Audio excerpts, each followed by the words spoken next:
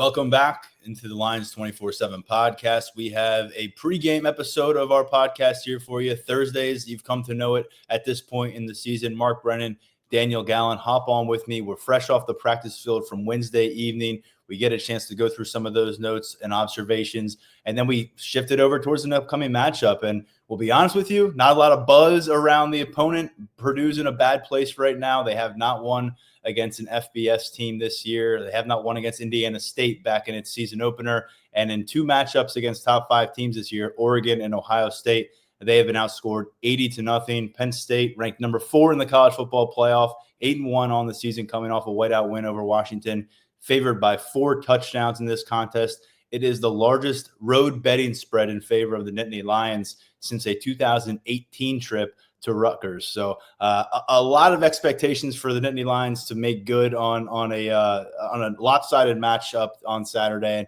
we'll break it down now with Daniel Gallen and Mark Brennan from Lions247.com.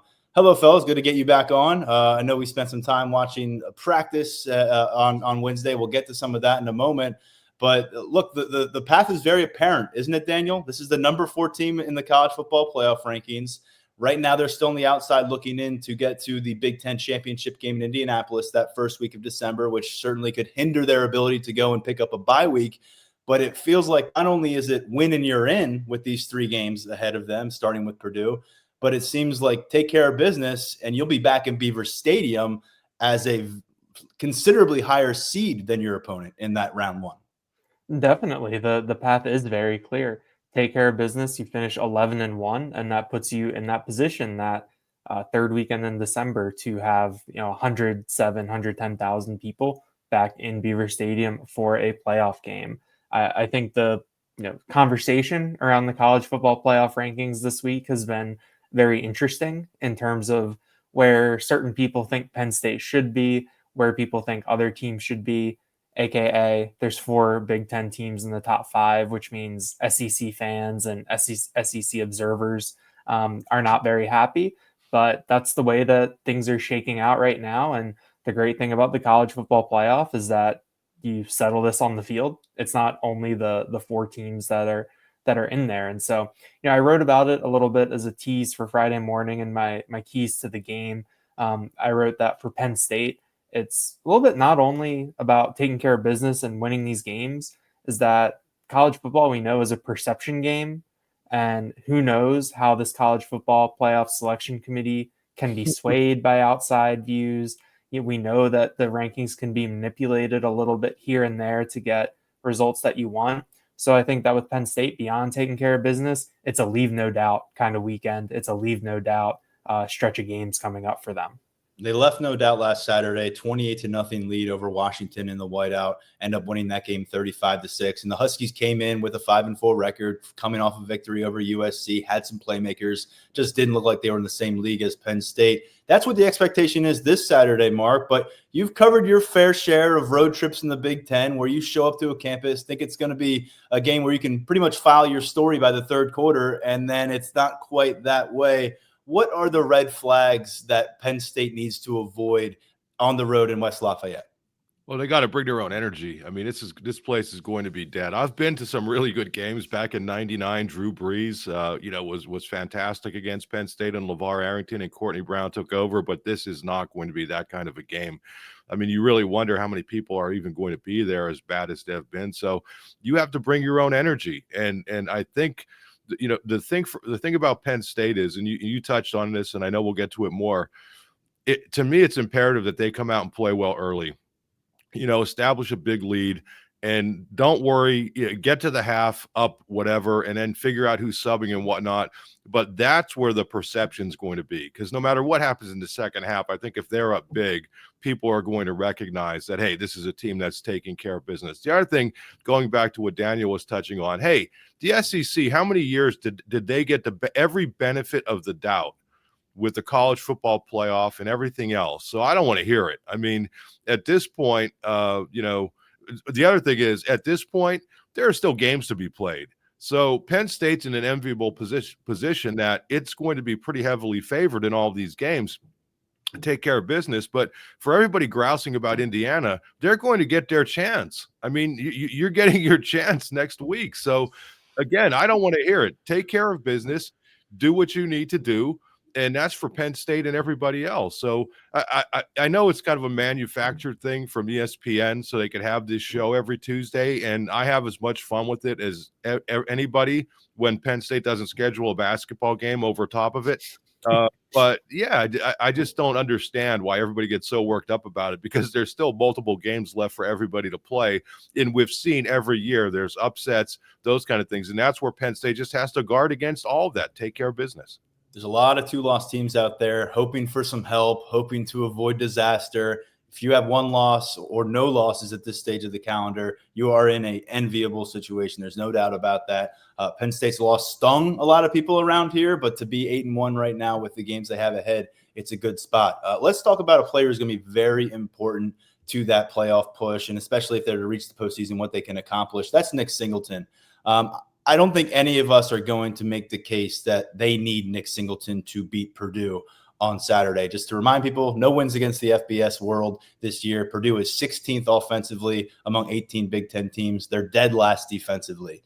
But we know what this offense has looked like earlier this year and seasons past when Nick Singleton is at 100% or close to it. And Daniel, that's why it was so encouraging yesterday to see him leading running back drills on the practice field, going through everything that every other running back was doing, working in tandem with the running backs, very much like Drew Aller a couple of weeks ago, where we were like holding our breath, wondering what we see on Wednesday, and then you show up and it's just the normal operating procedure. I thought one thing was funny. Mark saw this too.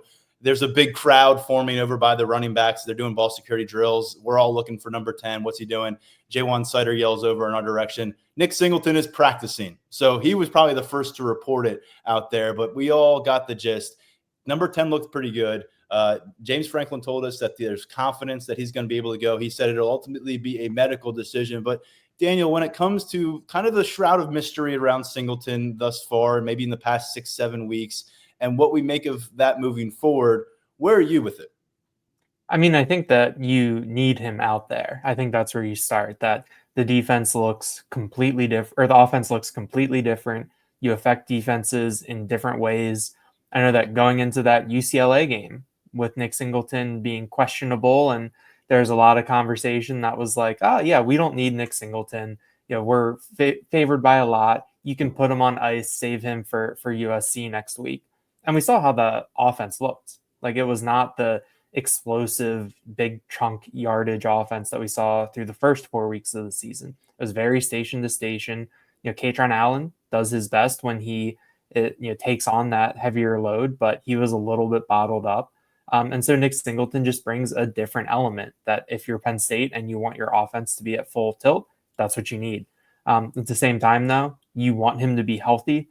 I've heard coaches describe certain players in the past as like thoroughbreds, where when everything is perfect, they're elite, they're at their full capacity. But if one tiny little thing is wrong, or if there's just something that's a little off, it really lessens their effectiveness. And I think Singleton is kind of in that category, as we've seen over these past couple of weeks. But before he left against Washington, I thought he looked great. The Penn State offense, I don't think it was a coincidence that they looked great as well through that first half. So we'll see. If his health is obviously really important both this Saturday and beyond. So it'll be interesting to see if they can manage that. But I think that if he's ready to go and he's healthy, you want him out there because of what he can bring.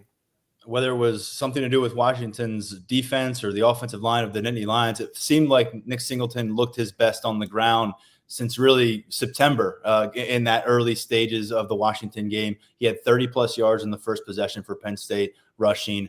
He ended up averaging about 6.5 yards per carry. That was a high for him this season in Big Ten action. And he's got a 4-game streak now with 3 catches in each of those matchups. Shifting attention towards the availability over on the defensive front, a couple guys drew our attention on Wednesday. Denai Dennis Sutton, he was on the practice field last week. He's been in the last couple games after his injury against Wisconsin, but he has been more of a depth piece or a reserve piece, even playing 5 to 8 snaps on each occasion, being used as kind of a third down component. We mentioned he was out there when Penn State was ahead by 25 in the fourth quarter of the game last Saturday. So maybe you feel a bit better about him working his way back and not taking a step back, but still a little bit limited based on our account during that 15-minute observation period. That was the case last week as well. Kazai Izzard, though, seemed to be full go. The defensive tackle was missing from game action last Saturday. He was in pregame drills. He was listed as questionable before the matchup, but he did not end up seeing any snaps, and it ended up being a 3-man effort for much of the matchup at defensive tackle compared to the 5-man plan that we've seen go in weeks past. So when you put those two together, positivity, I would say, for Kazai Izzard. I think we're still in wait and see mode for Denai Dennis Sutton. What are you looking for from the usage at defensive tackle and defensive end against Purdue? Yeah, I think you want to keep these guys sharp, but not play them maybe too much, especially with Denai. I mean, do you really want to risk something reoccurring because it looked like it was some kind of lower body strain? Do you really want to risk that going into what figures to be the most difficult game of this 3-game stretch at Minnesota? So I think they're going to handle him probably the same way. Maybe we see him on 3rd and 4th downs, but not so much earlier. Again, just to play it safe. If you can't win this game with your backup defensive ends playing opposite Abdul Carter, then you're not a college football playoff team anyway. So I just think you have to err on the side of caution. And with Kazai Izzard, I mean, I think obviously the glaring thing there is without Akeem Beamon, I think he becomes that much more important. I know we're going to get into it a little bit later, but this is also an opportunity for some of those younger or less experienced D tackles to get in there and maybe prove that they're ready to step up and take that 4th spot. Because as we know, you have your 2 starters. You have Izzard, you have Alonzo Ford. Those guys have all played a lot of football, and those guys have played well, who are going to be the people who step up. But I would say the same thing about Izzard. Err on the side of caution, and if that means getting some of the younger, less experienced guys work, so be it. Couple quick player notes. Sal Wormley made his 35th consecutive start for Penn State last Saturday, but he played about 20 snaps fewer than all the other starting offensive linemen. You may have noticed that along the way or in coverage afterwards. He was full go on the practice field on Wednesday. JB Nelson got a big chunk of work at guard when Wormley came to the sideline, and we've seen Nelson go with 20-plus snaps in 6 games so far this season. He started 8 matchups last year. So I'd say that has more to do with them wanting to get Nelson on the field than Wormley dealing with something that needs to take him off the field.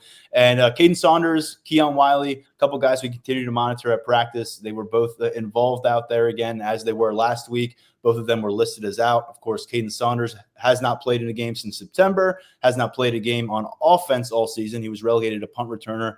And then Keon Wiley, we haven't seen in a matchup since 2023, since his spring ball injury. So I know Daniel will always have us covered with the pregame availability report. So that'll be coming our way early afternoon Saturday from West Lafayette. Stay tuned to Lions247 for whatever we learn from that and the ramifications for this roster.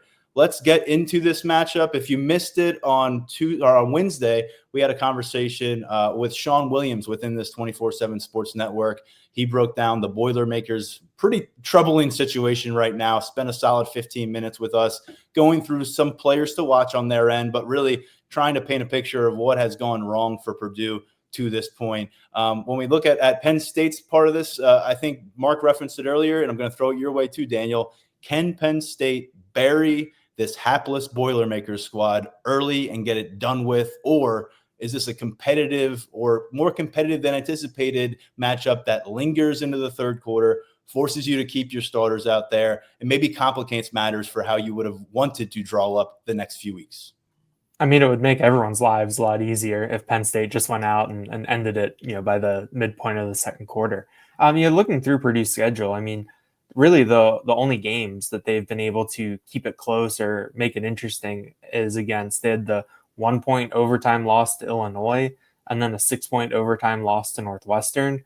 Those 2 programs aren't exactly the class of the Big Ten. I know that Illinois is a solid program. They were ranked earlier this year when they came to Beaver Stadium.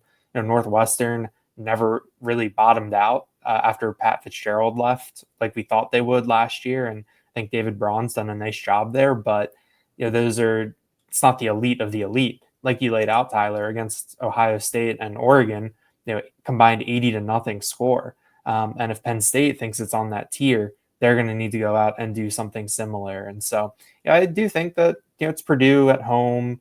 To me, Purdue's always been kind of a plucky program. I know that hasn't necessarily been the case with how things have gone this year. Like Mark said, the environment at Ross-Ade Stadium might be a little sleepy, even though it's a 3:30 kick. So I think we'll learn a lot about how this game is going to go early on. But I think that given what we saw from Penn State last week, in a spot where we thought they were going to have to bring their own energy, despite 110,000 people being in Beaver Stadium, I think they can replicate that this week. Both Ohio State and Oregon built a 21-0 halftime lead over Purdue. I believe last I checked, the first half betting spread for this matchup was about 17 points in favor of Penn State. So a 3-score lead going into intermission. Turning our attention back to running back, Mark, there's a few dynamics now in play. Not only are we monitoring what they're going to do with Nick Singleton, how available is he, how much do they want to lean on him in a game like this, but also Kaytron Allen. He's Mr. Consistent in being available, which means he's always out there. He just came off a 20 carry performance. He doesn't do that very often. And then you've got these two freshmen waiting in the wings. Quinn Martin, who's played 3 games. We haven't seen him since the USC matchup, but he was available after an injury, so he could have played last week. And then Corey Smith, who dazzled a little bit very late against Washington with a 78-yard run, finished with almost 100 yards on 5 carries, and is a guy who could play in every single one of the next 3 regular season matchups without burning his red shirt. So what are you most curious about as we kind of work our way through this running back room right now?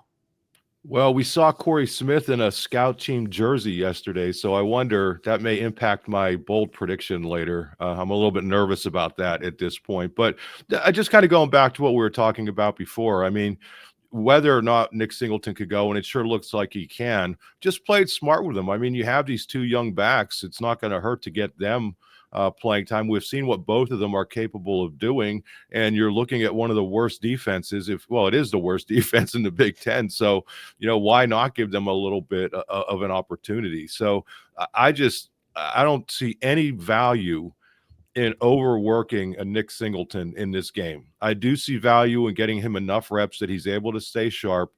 We've seen what he's been able to do in the passing game, which I think has been terrific, but do not risk it at this point. I mean, don't forget, you're not only looking at these 2, we're not only looking at 2 more regular season games after this, but more than likely the playoffs. So you have to, I know Franklin likes to talk about taking things 1 game at a time, but that's kind of out. You can't really do that now. I think you really have to have sort of an eye to the future and how you're managing your roster going forward. And the other thing that I would say that I think a lot of people are sleeping on is, Minnesota has a bye this week. So, that's going to be a team that's rested up. You're going to have 2 straight road games. And, neither one of them are exactly the easiest places in the world to get, even when you fly charter the way that they do. So I just think, with Singleton and the running backs, it's the entire team. Just be smart. I mean, come out and play hard and get a lead and rest your key players, because if you don't do that, you could be putting yourself in a difficult position next week. Yeah, Penn State surpassed 200 rushing yards last week for the first time in a while. It's something they did with kind of consistency early on in non-conference play.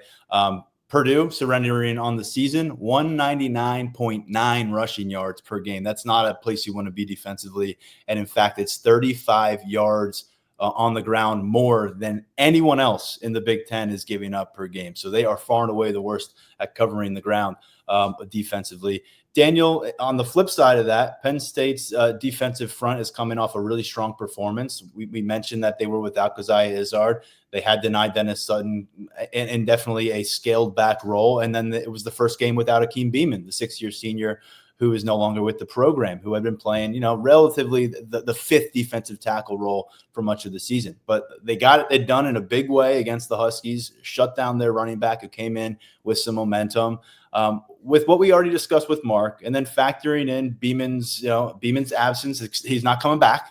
Who are you most curious to see, and where do you think maybe the Nittany Lions and Deion Barnes, the defensive line coach, approach this at Purdue?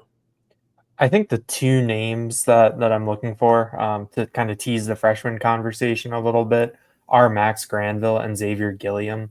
Both of them have been on the travel roster for, I think Granville's been on it all season. Gilliam's at least been on it for the past month, and we've gotten good feedback on those guys. Granville has been in that yellow light area all year, depending on what was going to be needed when. They've been able to preserve his red shirt, so the rest of the way they can cut it loose with him, see what they have. I believe Gilliam is in a similar situation, and so I think that this is where you want to be able to get looks at those guys. You want to be able to spell some of those veterans and see what you have a little bit. I do think at defensive tackle, 2 other guys, Caleb Artis, Ty Blanding. Artis is a third-year guy and Blanding is a second-year player.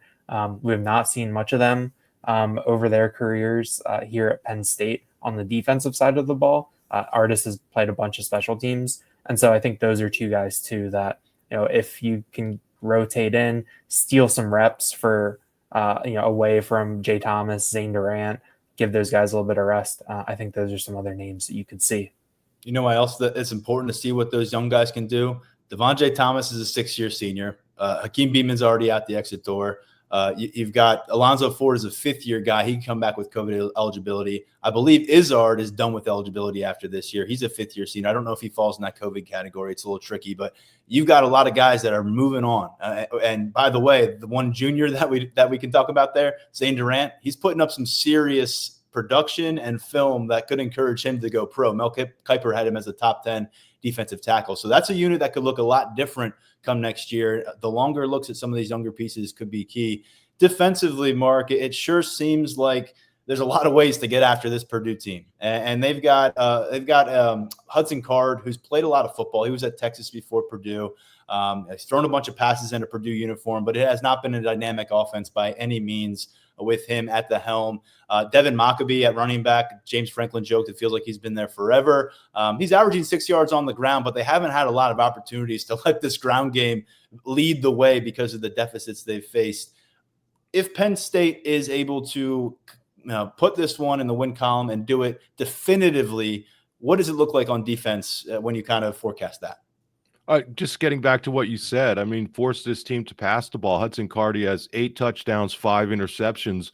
This team has given up 2.7 sacks per game. And you think about some of the opponents that have played, obviously, you have Notre Dame in there, you have Oregon, and you have Ohio State, but not all the other opponents are bringing the kind of pass rush that Penn State's bringing. So I think that's what has happened to this team. When they've fallen behind and teams have forced them to pass, they just don't have, the overall receiver and quarterback talent to get them back in the game. They kind of panic, and that's where things sort of fall apart. So to me, take away that rushing game, force them to pass, and they're in trouble.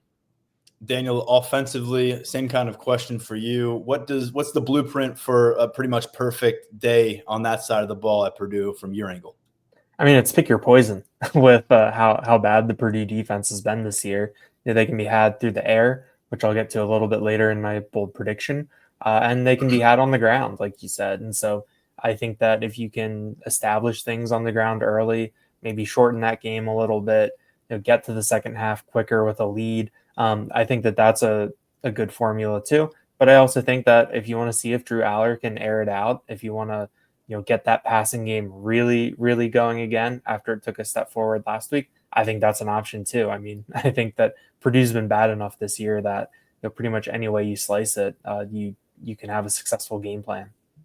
By the way, special teams, we heard this a little bit in the last episode from a Boilermakers reporter, but when you look at their open kicking competition right now that they have on the roster between a couple different guys, it's not where you want to be right now. They have kicking struggles. It's something to keep in mind. Not that we think it's going to come down to field goals, but when Purdue has the ball inside the 35-yard line and they get into 4th and shorts and maybe even 4th and mediums, they may look to go for it versus sending out a field goal kicker that they don't trust, especially when they know they're going to need every single point and a lot more against Penn State. And by the way, Franklin mentioned he was kind of asked for a to-do list on what would make him happy if Penn State was able to accomplish some things down the stretch run of regular season. And he mentioned splash plays on special teams. He felt like overall special teams work has been really solid, but he said, producing, whether it's blocking a kick, whether it's returning a kick, seemed like they had that for a moment last Saturday, but just some things to watch there because Purdue, as they've been susceptible to a lot this year, they've given up some splash plays on special teams. I believe they gave up a blocked kick last week. Will the floodgates open for Penn State on the scoreboard? We think so. We'll get to our predictions in a second. But will the floodgates open for this freshman class? That's kind of the question now, considering what James Franklin teed up for us early in the week, Mark. He said, you're going to see a lot more of these freshmen popping up now. We've gotten to the point now that we've protected their redshirt status. They can be guys who have some sort of roles, whether it's on offense, defense, or special teams for the next few regular season games. To me, it almost sounds like an audition opportunity for some of these guys to earn themselves a postseason role of some kind. And so, Mark, what are you most curious to see? Because unlike that 22 class a couple of years ago who got their start at Purdue in that season opener, we haven't seen a lot of this group. And what we have seen has been minor parts versus prominent roles.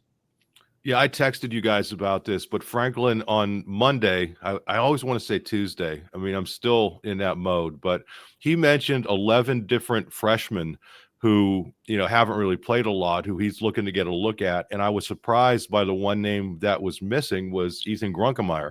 I mean, I get that you're in a position where if you have a significant lead, you want to get Bo Pribula more work as a reward to him. But I also think, you're one injury away from a true freshman being your backup quarterback. And I wonder if he's in the conversation or if they're just looking at, definitely redshirting him and not getting him out there. But that's the guy I'm going to be looking for, especially if they get a big. Do you run him out there and at least give him a series or two late in the game? I think it would be important if they're able to do that. Everybody else, I don't want to say it's, a luxury to have most of these guys, but would it be cool to see Tyseer Denmark after what we're hearing about him and the lack of consistency we've seen from the wide receiver core? Sure. But I don't know that I would be looking at him as being a potentially key guy down the stretch. Now, I'm not saying Grunk will be a key guy, but he could if you're in a rough situation, knock on wood, that Penn State's not. So he's the guy that I'm really looking at. And then Granville, who Daniel mentioned, I mean, I think everybody's anxious to get a look at what he could do. I mean, the kid should still be in high school right now. And to make the strides that he's made this quickly, I think he's got a tremendous upside and just looking forward to seeing as much of him as we can down the stretch. Grunkemeyer's got a lot of good buzz going right now around team facilities. That's stuff that's being said on the record. That's stuff we're hearing elsewhere. A lot to like about how he's kind of built his case, despite not getting in game action, for being a legitimate option for this team at quarterback moving forward. And oh, by the way, Jackson Smolik, a tough situation for him. We don't want to forget about him, but he's been injured. He's been working his way back. It's got to be kind of a motivating factor for him watching what Grunkemeyer has been able to do. Daniel, same subject with that freshman group, maybe some guys we haven't seen all that much of yet. Maybe there'll be extended opportunities. Who are you kind of going to have those binoculars focused on when we get a little bit deeper into the game, perhaps?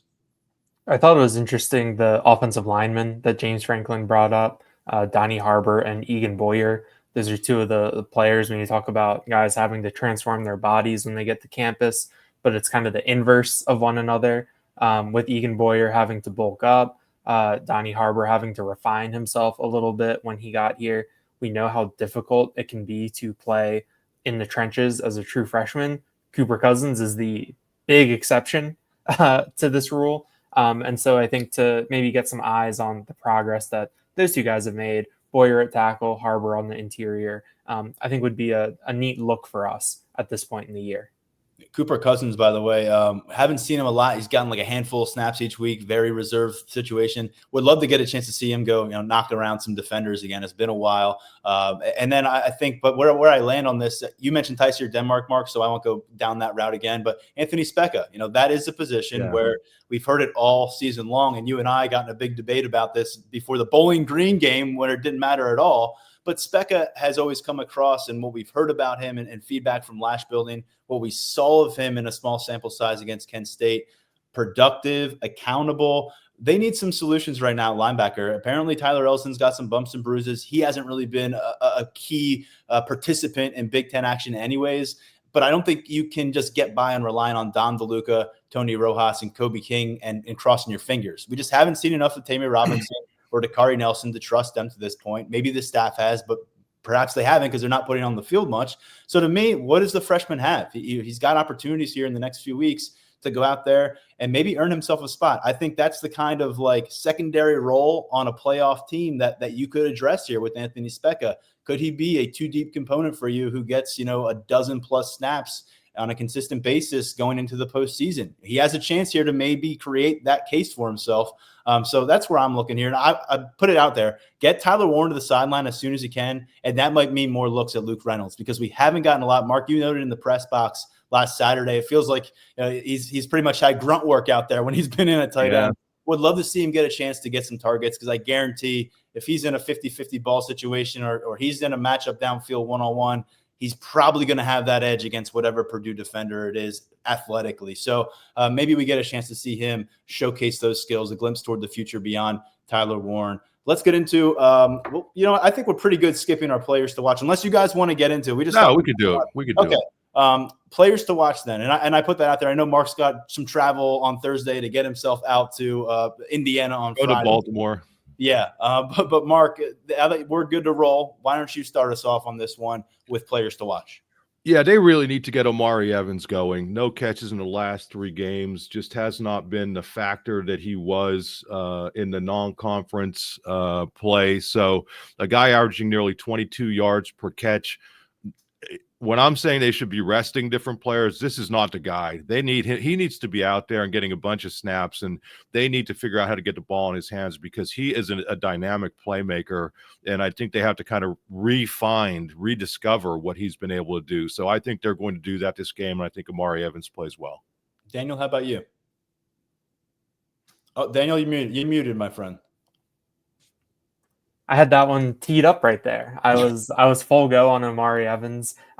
Just to add, he hasn't been targeted since the USC game, and his only touch was on that reverse that felt like it went for more yards than one against Washington last weekend. But to go to the other side of the ball, I'd say Dejon Lane, just to try to get another extended look at him, how far he's come along.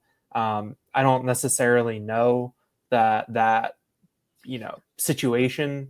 I don't know if that accelerated learning curve happened quite the way that it was laid out for us. We've seen a ton of Jalen Reed still, on the back end. We haven't quite seen him moved up to that Lion role. I think the defense has still played well, even if it's been in a more traditional nickel, more traditional base defense setup. With Jalen Reed playing back. But so, let's see with Dejon Lane. I think that they asked a lot of him early. This is the point in the year where maybe you see some of those lessons and whatnot come back across on the field. Well, Mark took yours and you took mine. I had Lane teed up, but I'm going to go with Tony Rojas. He's the guy I asked about this week after practice Wednesday to James Franklin. Because he's somebody that we've heard so much buzz about. Last year we saw a flash in game when he got in late against Maryland. That's a good example. I think he had 2 takeaways. And now you're getting to the point where we've seen, 3/4 of a season, and there's not a lot of especially memorable moments from Tony Rojas. And unfortunately for a lot of fans, and I think for us who are covering this team closely, some of the more memorable moments haven't been that great because of maybe not being in the right position. And he's a first-year starter. Mark, you've referenced before that he may be dealing, through some injury, playing through injuries like a lot of these guys are. But Franklin talked about it. It's a big jump from going from a kind of a bit player to a primary defender. And, buy into Pro Football Focus rankings what you will, but he's been under 60 grade in the last 6 games each time. And conversely, you've got Kobe King over a 65 grade in 8 consecutive matchups. So it just seems like there is more in the tank. That's the phrasing that James Franklin used. And if you could find a way to get this guy revved up and feeling a little bit more comfortable, confident, making some plays, because he's a splashy kind of player. He just has not performed that way thus far, it seems.